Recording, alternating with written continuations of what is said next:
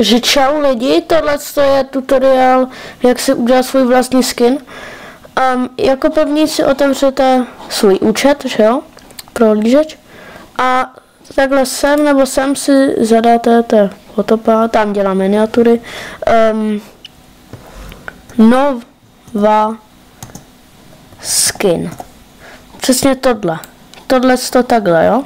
Nová skin. A dáte Enter. Hned tohle to první, takhle, si rozkliknete a vyjede vám tohle.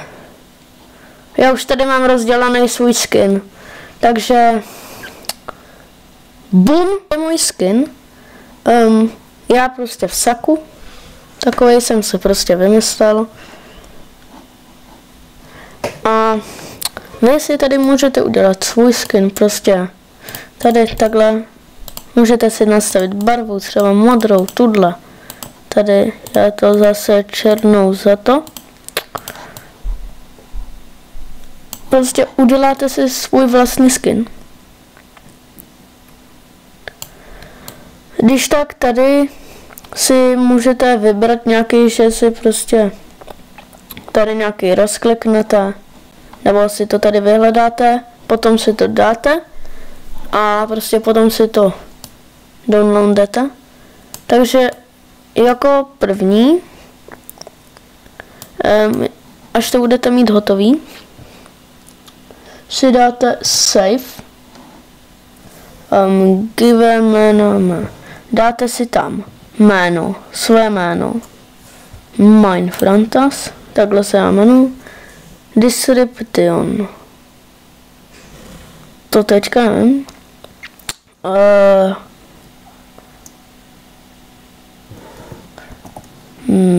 Minefrantas, třeba 4, já nevím, save.